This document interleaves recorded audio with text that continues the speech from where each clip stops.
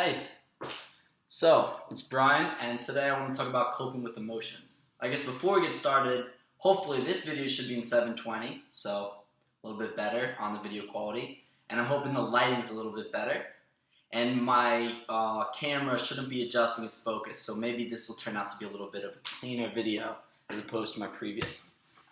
Alright, well the content's the same really. Today I want to talk about coping with emotion. So, we all have tons of emotion. I feel like people are just emotional beings. And that can be pretty problematic, especially if you're trying to do difficult things with your life. You want to become a famous model. You want to become a football player. You want to own a business. You want to build your own shit. All these things require you to focus tremendously over a long period of time. And what usually happens is we get going on our destination, or we get going, right? We're in transit toward our goal, and then emotions hit us up. Whether it be someone giving us feedback and us, feeling really down about it, or maybe we lose someone in our life, or a tragic event occurs. Maybe we've moved so far from home that we just don't feel the same anymore, even though we had to move far to pursue our goal of building this amazing ship, boat, whatever. You need to be able to handle those emotions, right? I shared once about an idea called brain-barfing. And brain-barfing is when you splat all of your thoughts on paper. There might have been 2 or 3 talks ago. And the idea there was to get stuff off your mind.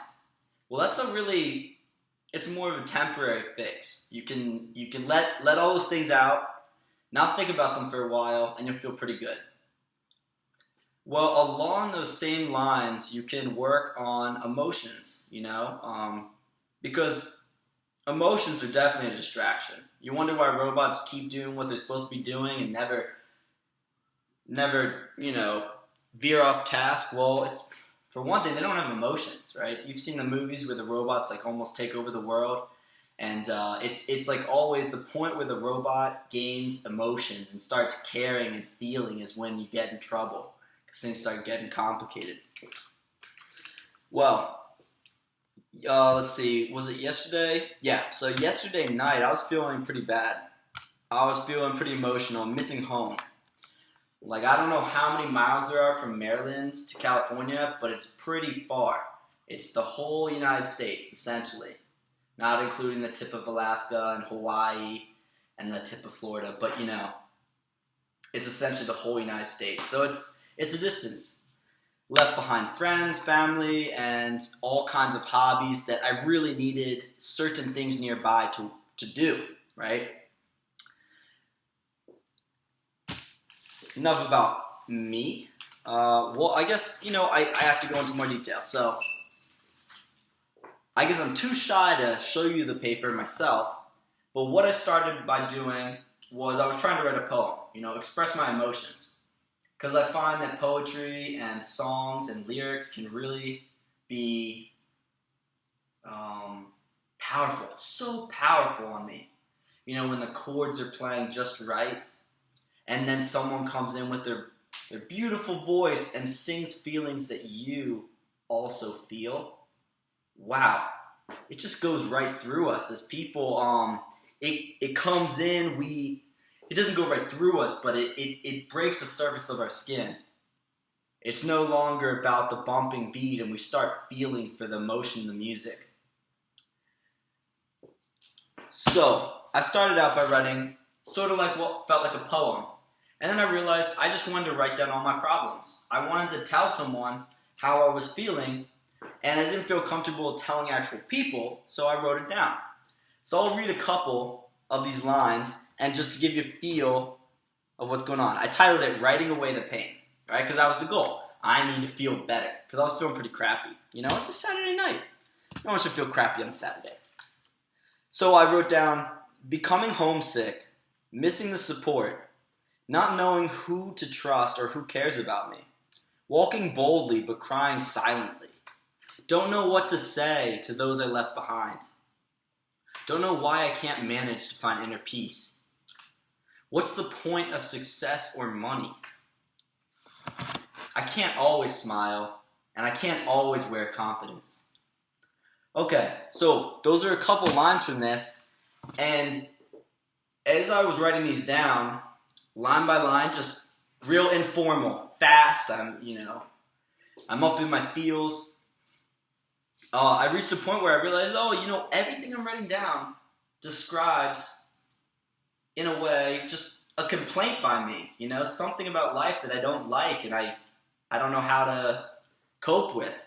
So I started writing down more specific things and criticizing myself on paper, criticizing the world around me on paper, writing the things that I was mad about, the things that made me upset, the things that were outside of my own power. I even went as far as writing details of what I'm not proud about of myself. Why? I was in my feels. And that's perfectly healthy. No problem there. But what I'm suggesting to you to write away the pain is to slowly start realizing what you're writing is negative, not very constructive. And in a way, start to edit these sentences to build sentences from the person that you want to be. So at one point, I wrote the sentence, so I like to make music. Can't make happy music when I can't think happily, right? I followed it by thinking to myself, I wrote a ... right? And I think to myself, well, shit. I'm feeling like shit, and I want to feel good.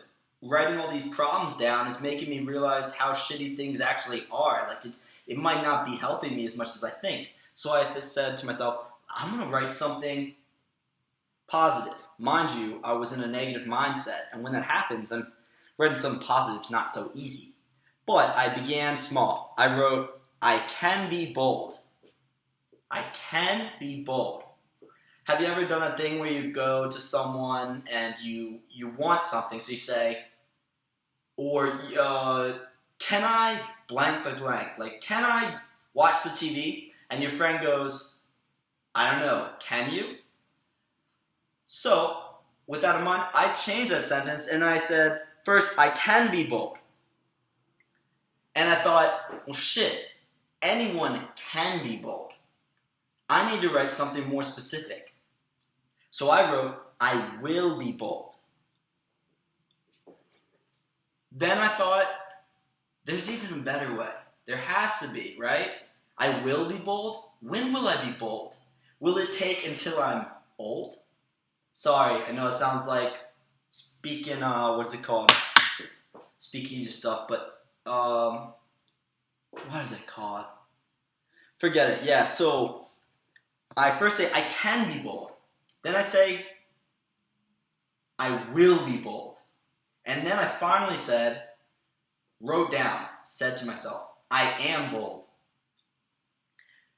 This is the cycle that I want you to go through. I wrote down to make sure I'm nice and concise here in ways. So first you're going to write down your concerns on paper. Any way that makes you feel comfortable. Never have someone tell you that the way you do things is not right, because you are your own person. You do it the way that you like to. So you're going to write down all of your complaints, worries, insecurities, angers, mistakes. You can write down anything that's making you in your feels. And you know you're on the right track if you write something down and it makes you realize you're sadder than you even thought. You start going down this trail. But, number 2, the second part, you keep writing, and you should be noticing that you're starting to feel slightly better. There should be something about writing these down that is relieving. The fact that you're actually addressing them, you're not ignoring your problems. You reach a point where you notice that certain worries appear more than others. So you realize that in your head, whether or not you're willing to share it or be able to tell someone like, hey, I worry mostly about this, and then secondly about this, and then third about this, you're going to notice a little bit of a priority that your brain has naturally. So you're going to see a couple sentences, it's like, damn, well, that's the same thing. As you're on this rant, you start to change those sentences into more positive ones. The sentences where you say, I can't, you need to change to, I can. You can. You write, I can't. You cross out can't, and you write, can. And then you rewrite that sentence, I can accomplish my dreams. And then you write down, I will accomplish my dreams. Then you ask, well, when will I do it? You know, given one life, I've got a certain amount of time here on earth. I've got a certain amount of time with the ones I love. When am I going to do this? So then you say, perhaps I am pursuing my dreams. I am accomplishing my goals. That is what I want to talk about today, or what I want to focus on today. It's close to home because I'm a pretty emotional person, and I don't feel shy saying that. Something I've realized for most of my life. The way to feel better about things is to not ignore them. Ignoring things makes things so shitty. In this way, by writing all this stuff down, going from a real negative mindset where you're in your feels, you invoke more tears than you started with, you really dig deep into yourself, you provide yourself nowhere further down to go, and you just ascend back upward with positive thoughts. Refill those voids with positive thoughts, and convince yourself that you are on the way to where you want to be. As you do this, you get an added benefit of not putting strain on people that you care about. The easiest way to feel better from a situation, if you ask me, is to go to a friend and talk about it. That's great. Friends are amazing. There's nothing better. Like, without other people around me, I'm not sure if I'd care about this whole thing we call life. So you go to your friends and you tell them all your problems. That's great, it works, it's effective for you. But I want you to think a moment for your friends or your family, the people that you're leaning on and putting this emotional, I don't like the word, but it's sort of an emotional burden. It'll bring out the feelings in the person that cares about you as well. So if you were to come to me and tell me about all your problems, I would have my problems to think about, and now yours as well. Then imagine a week passes, I'm back to worrying about myself, you come back and you tell me about your worries again, and then again, and then again, and again, and again, and it becomes not so healthy of a friendship anymore. So the cool thing is, you can write this paper to whomever you think it's going to. And at the end of it, once you've started to write positive things, you are free to throw it away. You are free to do whatever you want with it.